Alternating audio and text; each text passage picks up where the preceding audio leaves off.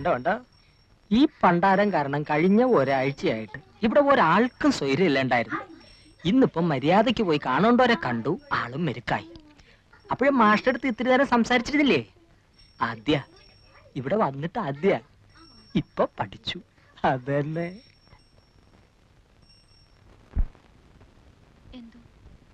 എനിക്കെന്തോ വിശ്വാസം വരുന്നില്ല. എന്റെ വാക്ക് കേട്ടിട്ട് നീ മനസ്സ് മാറ്റണ്ട. ആണായിട്ട് ഒരാളെയും വിശ്വസിക്കാൻ പേടിക്കുന്ന ഒരു മനസ്സാ എന്റേത്. അതുകൊണ്ട് ഞാൻ പറയുന്നത് നീ അതുപടി എടുക്കണമെന്നില്ല. ആ മനുഷ്യൻ പറഞ്ഞത് കേട്ടപ്പോ എങ്ങനെയും എനിക്ക് അയാളെ കുറച്ചൊക്കെ വിശ്വസിക്കാന്ന് തോന്നി. പക്ഷെ ഇതും പറഞ്ഞതിനെ പറ്റിക്കാൻ ഞാൻ അത്ര പൊട്ടിയൊന്നുമല്ല. ഇവിടെയുണ്ട്. എവിടെ പടക്കും? എവിടെ പടക്കത്തിന്റെ പൈസ? വൈകുന്നേരം പടക്കം കിട്ടിയാ പോരെ? വൈകുന്നേരല്ലേ വിഷു. പറ്റില്ല, പൈസ തന്നാ മതി, ഞങ്ങൾ വാങ്ങിച്ചോളാം.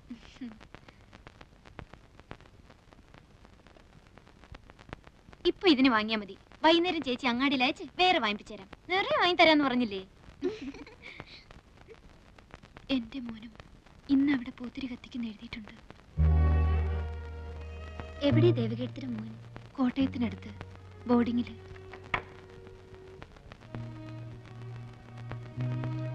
ദേ, ഇതാണ് എന്റെ മോൻ. മിടുക്കനാ പഠിക്കാൻ. ക്ലാസ്സിലെ ബെസ്റ്റ് സ്റ്റുഡന്റ് ആണ്. എവിടെയാ കുട്ടിയുടെ അച്ഛൻ?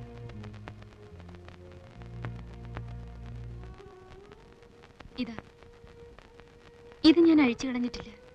ഇതും വിശ്വസിച്ചിട്ടാണല്ലോ എല്ലാവരും വിട്ട് ഞാൻ ആ മനുഷ്യന്റെ കൂടെ ഇറങ്ങിപ്പോന്നത്. ആണായിട്ട് ഒരാളെ എനിക്ക് വിശ്വസിക്കാൻ പറ്റില്ല. ആ മനുഷ്യൻ കാരണമാണോ ദേവകീർത്തി ഇവിടെ എത്തിയത്? ആണോ എന്ന് ചോദിച്ചാ അതെ. പക്ഷെ ഞാൻ പറയാം എന്റെ മോൻ കാരണോ ഞാനിവിടെ എത്തിയെന്ന്. അവനില്ലായിരുന്നെങ്കിൽ പണ്ടേ ഞാൻ മതിയാക്കിയിട്ടുണ്ടാവും. വല്ല തീവണ്ടിയുടെ മുമ്പിലോ കയറിന്റെ തുമ്പത്തോ. ഞങ്ങൾക്ക് ആർക്കും ഇവിടെ രക്ഷപ്പെടണമെന്ന് തോന്നാറില്ല. ആകെയുള്ള രക്ഷ ഒരുപക്ഷെ ഇതായിരിക്കും. അതുകൊണ്ട് നിനക്ക് അങ്ങനെയല്ല, ഒന്നും നഷ്ടപ്പെട്ടിട്ടില്ലാത്തോളാം നീയെ. എങ്ങനെയെങ്കിലും നിനക്കിവിടെ ചാടാൻ കഴിഞ്ഞാൽ അതിലേറ്റവും സന്തോഷിക്കുന്നത് ഞാനും ആ പൊട്ടിപ്പെണ്ണൊക്കെ ആയിരിക്കും.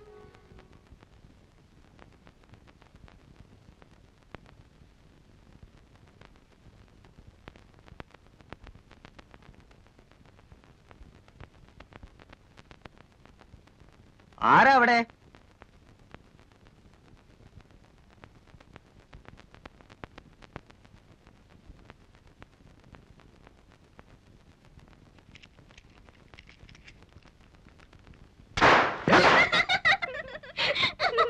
എടാടാ, എങ്കി പിന്നെ ആ ചങ്ങായിന്റെ മൂട്ടിലൊന്ന് പൊടിച്ചോടാ.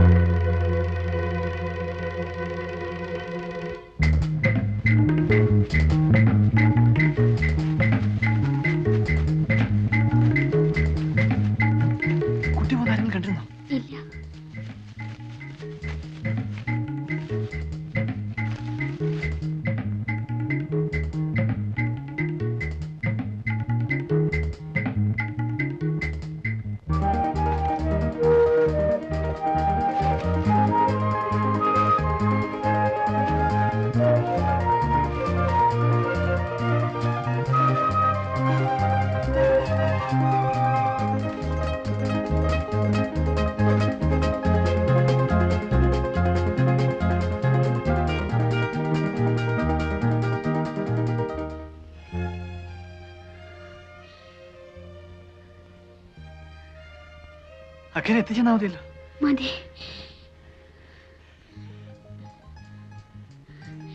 എനിക്കെന്ത് തരും? വീട്ടിൽ പോയിട്ട് വാപ്പയും ഉമ്മയായിട്ട് ആലോചിച്ചതിന് ശേഷം ഞാൻ വരും. അപ്പൊ ഒരു മറുപടി പറഞ്ഞാൽ മതി. ഉമ്മ പറയുന്ന പോലെ നടക്കൂ. ഉമ്മയും ഞാനും ഫ്രണ്ട്സിനെ പോലെ. വാപ്പയുടെ സമാധാനത്തിന് വേണ്ടിയിട്ട് ചിലപ്പോ ആമിനാന്നോ ഐഷാന്നോ പേരൊന്ന് മാറ്റേണ്ടി വന്നാല് വിരോധം ഉണ്ടാവില്ലല്ലോ. ഗൗരിക്കുട്ടിക്ക് വേണമെന്നുണ്ടെങ്കിൽ രഹസ്യമായിട്ട് ഞാൻ അങ്ങോട്ട് പേര് മാറ്റാം. വരൂ.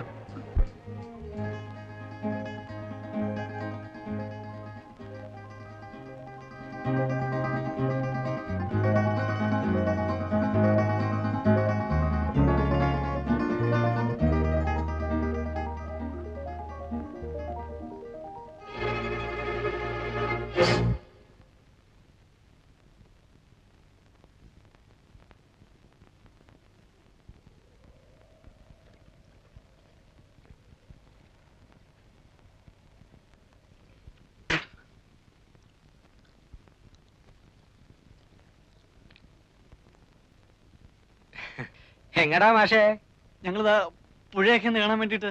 അതിനിത്ര ചുറ്റി വളഞ്ഞു വരേണ്ട കാര്യമില്ലല്ലോ. ഇതാ അവിടെ നിന്ന് ഇങ്ങനെ ഇറങ്ങിയ പുഴയായില്ലേ. ഓ, എനിക്ക് വഴി പരിചയമില്ലാത്തോണ്ട്. വഴി പരിചയമില്ലെങ്കിൽ ഇവിടെ വെറുതെ നിന്ന് ചുറ്റി തിരിയണ്ട. അത് ഈ പെണ്ണിനെയും കൊണ്ട് വരി, ഞങ്ങള് വീട്ടിൽ കൊണ്ടാക്കാം. നാട് മോശാ, അതുകൊണ്ടാ പറയണത്. ഒരി നിനക്ക് പറഞ്ഞു കൊടുത്തുണ്ടായിരുന്നില്ലേ കഴുതേ? നിങ്ങൾ വെക്കുള്ളൂ, ഞങ്ങൾ ഇതാ പുഴക്കര രത്തിനേരെ എന്നിട്ട് വന്നോളാം. വഴിയൊക്കെ എനിക്കിപ്പോ നിശ്ചയമുണ്ട്. പറഞ്ഞതനുസരിച്ചോളി, അടക്കടി.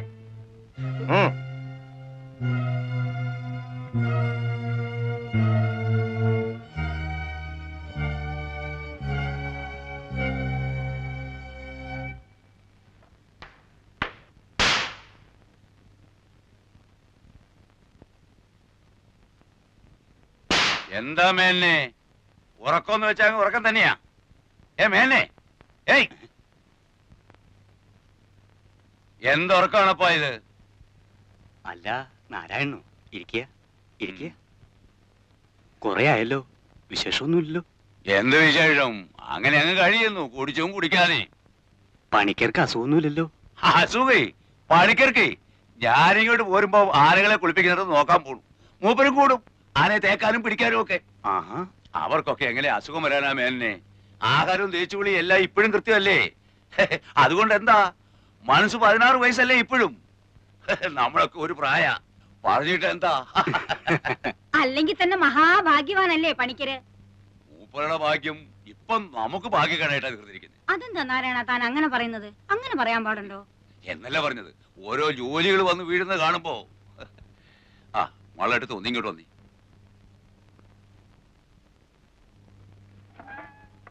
മാളുവേട്ടത്ത് ഈ പറയുന്നതൊക്കെ എനിക്ക് മനസ്സിലാകുന്നല്ലാതെ എനിക്കിത് വല്ലതും അവിടെ ചെന്ന് പറയാൻ ഒക്കോ? വേണമെങ്കിൽ ഞാൻ കൂടെ ഒന്ന് പണിക്കരോട് പറയാം. ഇനി ഇപ്പൊ നിങ്ങൾ എന്ത് പറഞ്ഞിട്ടും കാര്യമില്ല. മൂപ്പന്റെ അടുത്ത് കാലത്ത് നിങ്ങൾ ആ കുട്ടിയും കൂട്ടി പോയ വിവരം അവിടെ കൃത്യമായിട്ട് അറിഞ്ഞിരിക്കുന്നു. ഇവിടെ നിന്നല്ല, ഈ നാട്ടിൽ നടക്കുന്ന ഓരോ സംഗതികളും അപ്പോൾ അറിഞ്ഞുകൊണ്ടിരിക്കുക കക്ഷി. ഓള് മൂപ്പന്റെ അടുത്ത് പോയി, മാപ്പിളമാര് നിങ്ങൾക്ക് സപ്പോർട്ടായി, എല്ലാം അവിടെ അറിഞ്ഞിട്ടുണ്ട്. അല്ല നീ ഇതിപ്പോ... എനിക്ക് നിങ്ങളുടെ പൂരായി ഒന്നും കേൾക്കണ്ട. ഒരു കാര്യം ഓർത്തോളൂ, മൂപ്പൻ വിളിച്ചാൽ വരാൻ ഇവിടെ 100 മാപ്പിളമാരുണ്ടെങ്കിൽ പണിക്കര് വിളിച്ചാൽ വരാൻ ഇവിടെ 100 സഹായന്മാരുണ്ട്. ഇന്നലെ വരെ മാപ്പിളമാർ ഇവിടെ കയറി സൂര്യക്കേടുണ്ടാക്കാൻ നിന്നപ്പോ കാവല് കിടക്കാനും വെട്ടുകൊള്ളാനും 4 ഹിന്ദുക്കൾ വന്നത് ആര് പറഞ്ഞിട്ടാണെന്നാ നിങ്ങളുടെ ധാരണ? എനിക്കതറിയില്ലേ, നീ ഇതെന്താ? അതൊന്നും മറക്കാൻ പാടില്ല. ഭൂമിയോളം ക്ഷമിക്കുന്നവനാണ് അദ്ദേഹം. ഇതിപ്പോ എങ്ങനെയോ മൂപ്പർക്കൊരു തോന്നൽ വന്നിട്ടുണ്ട്, മാപ്പിളമാരുടെ മാത്രം സപ്പോർട്ട് കൊണ്ട് മാളുകെട്ടത് ഇവിടെ പിടിച്ചിരിക്കാനുള്ള ഭാവമാണ്. അത് നടക്കില്ല. എന്റെ ഗുരുവായൂരപ്പാ, ഞാൻ പറയണതൊന്ന് മനസ്സിലാക്കാൻ നിങ്ങൾക്ക് ക്ഷമയില്ലാണ്ടായാലോ? അവളെ അയക്കാൻ എനിക്കെന്തിനാ മനപ്രയാസം?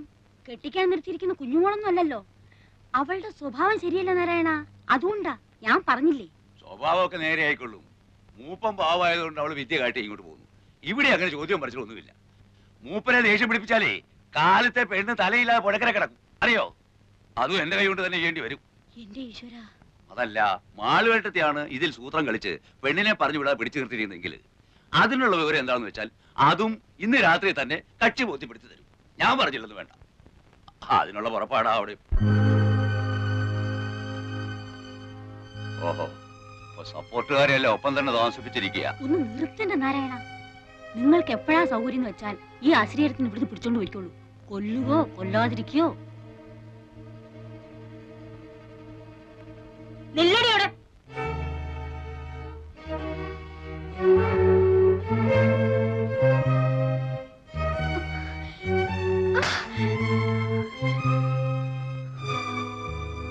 സാമർത്ഥ്യം കാട്ടുക. അല്ല, ഞാൻ പറഞ്ഞോണ്ടാ കുട്ടി. മോനോടൊന്നും ചോദിച്ചില്ല, ഇപ്പൊ ഇവിടെ ഒന്നും പറയുകയും വേണ്ട. നടക്കടി. നാരായണൻ ഇരിക്കെ.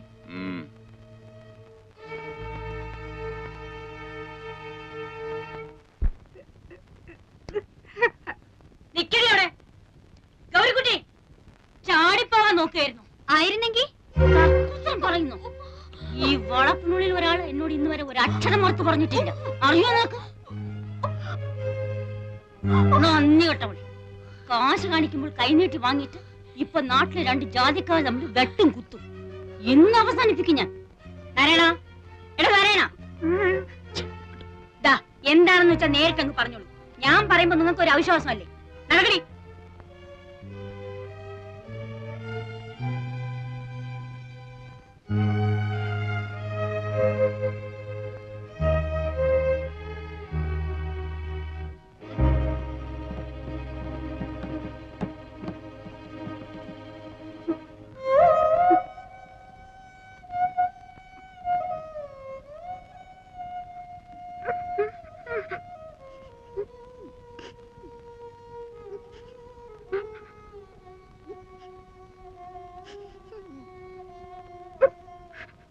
9 മണിക്ക് ഞാൻ കാറ് കൊണ്ടുവരും. 9:30 അദ്ദേഹം കളത്തി വരുമ്പം അവിടെ എത്തിയിരിക്കണം. എനിക്ക് അത്രേ അറിയണ്ടു. എന്റെ ശവമായിരിക്കും നിങ്ങൾ കൊണ്ടുപോണത്. അത് പണിക്കര് പറഞ്ഞാല് ഇല്ലേ, ഞാൻ കുറ്റം പറയുന്നില്ല. ഇപ്പോഴൊക്കെ അല്ലേ ഇത്തിരി ഡിമാൻഡ് കാട്ടാൻ ഒക്കൂ, അല്ലേ? 4 ദിവസം കഴിയുമ്പോ എന്ത് പറയും? ഞാൻ ഇറങ്ങുന്ന മാളുവേട്ടത്തി, പോയിട്ട് വരാം. വരികയോ കൊണ്ടുപോകുകയോ ഒക്കെ തന്റെ കാര്യ. അത് എങ്ങനെയാ ശരിയെന്ന് തോന്നുന്നു അങ്ങനെ ചെയ്തോളുക. പിന്നെ എന്നെ കുറ്റം പറയാനും നായന്മാരെ കൂട്ടാനും ഒന്നും നിന്നേക്കരുതെന്ന് പണിക്കരോട് പറഞ്ഞേക്കണം.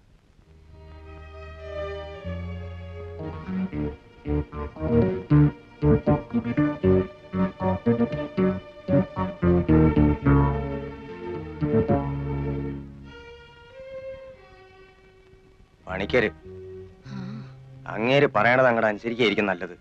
മൂപ്പന് ചിലപ്പോഴെങ്കിലും ഒരു മനസ്സൊക്കെ ഉണ്ട്. ഇങ്ങേര് അതല്ല. അയാൾക്ക് കലി കളിയാൽ പിന്നെ ബാക്കിയുള്ളവർ സ്വൈരായിട്ട് ഇരിക്കാൻ പറ്റാണ്ടേ.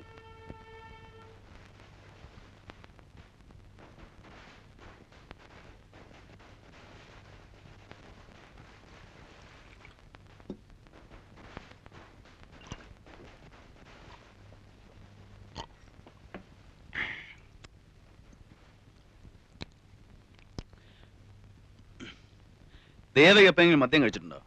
അയ്യേ കഴിച്ചിട്ടേ ഇല്ല. ഇല്ല. അപ്പൊ അതാ നമ്മൾ തമ്മിൽ ചേരാത്തത്. കള്ളു കുടിക്കുന്ന പെണ്ണുങ്ങളോട് മാത്രമേ എനിക്കിഷ്ടമുള്ളൂ. കള്ളിന് മാത്രമേ ഇഷ്ടമുള്ളൂ.